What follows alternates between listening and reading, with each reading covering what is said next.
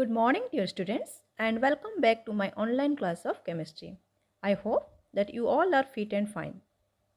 Today I am going to teach you an important topic, that is chemical equation.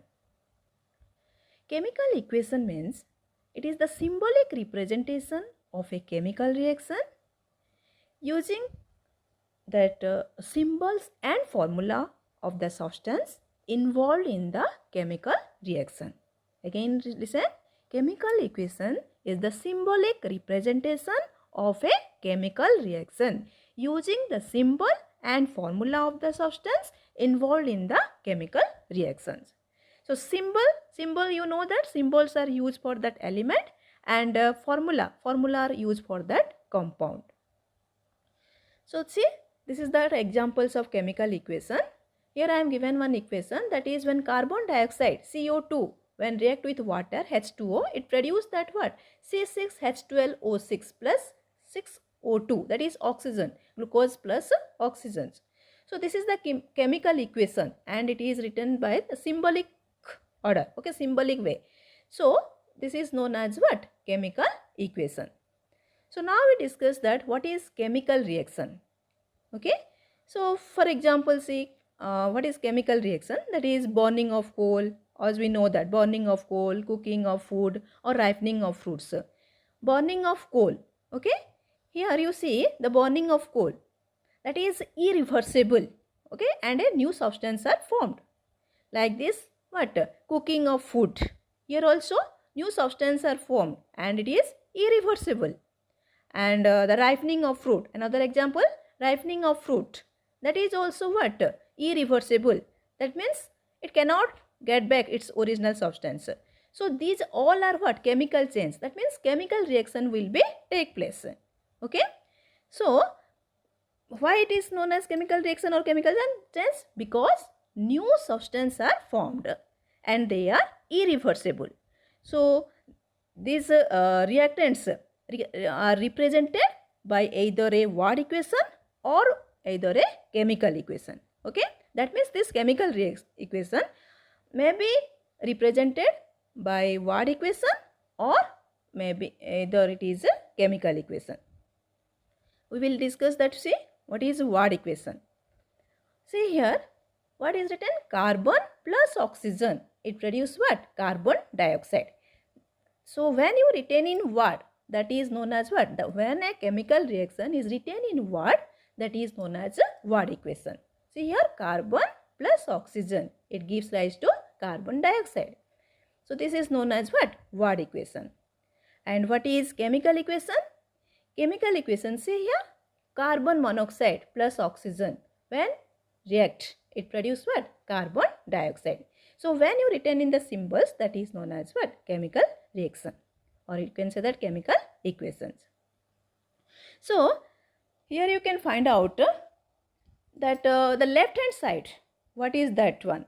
Okay, the left hand side, here you see another example, hydrogen plus oxygen, it gives rise to water. So it is a chemical equation. Okay, that means what you find on the left hand side, what the substances react with each other. Here you see hydrogen plus oxygen, that's the left hand side, and what it produce? Water. That means when hydrogen react with oxygen, it produce water. So the left hand sides are known as reactants, and the product side, what it will be formed? That is known as what? Products. All of you clear? That is when hydrogen react with oxygen, it produce water. That means the left hand sides are known as what? Reactant, and the right hand side are known as a product. That means the chemical reaction in which the bond are broken in the reactant side, okay, that is the reactant molecules, and new bonds are formed within the product molecules. That means what are the molecule are there in the reactant sides, the bond are broken down and it will be formed in that a new product will be formed, okay, in the product side. So this is known as what? Chemical equation. So now we have to discuss that what is balancing equation.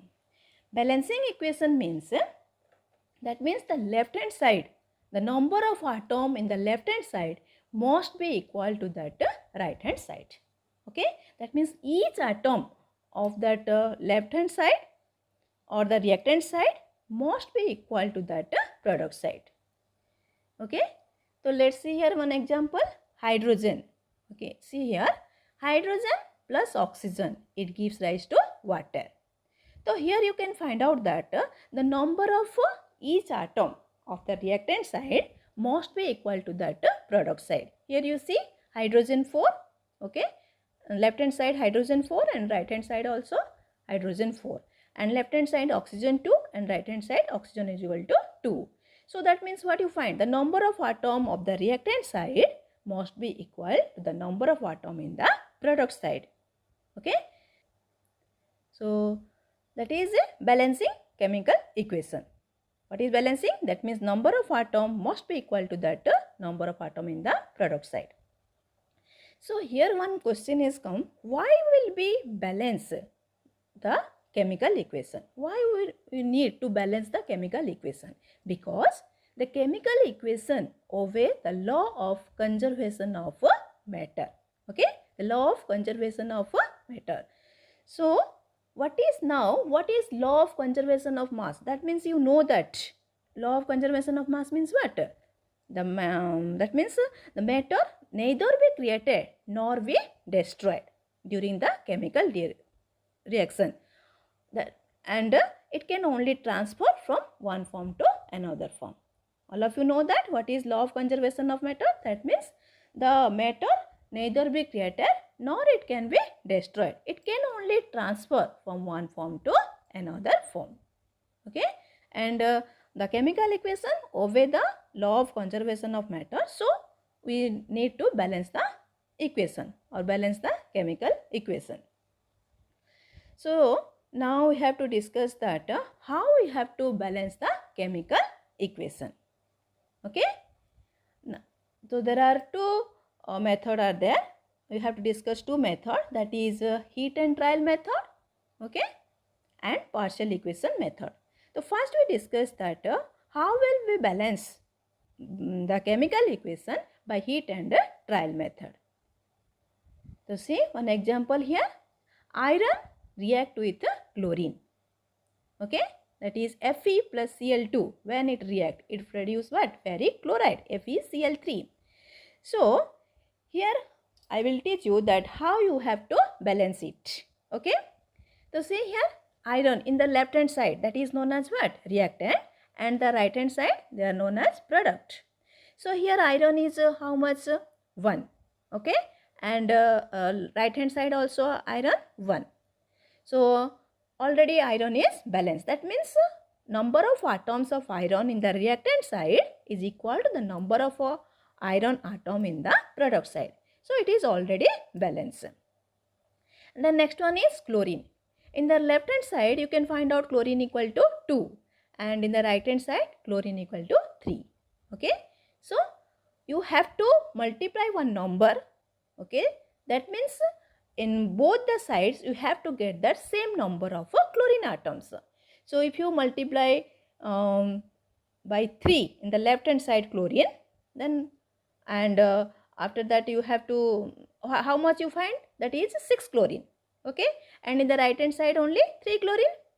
Then you have to try that you have to get 6 chlorine in the right hand side, that means product side. Then what you will do? You have to multiply by 2, okay, in right hand side also.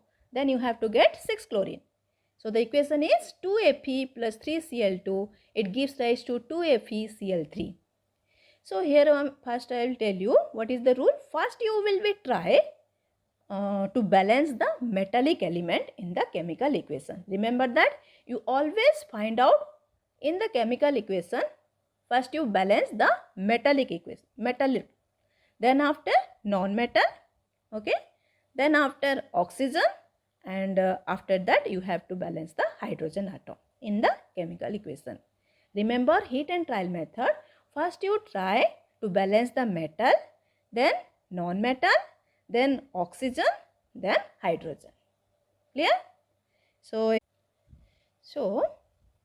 next one is partial equation method.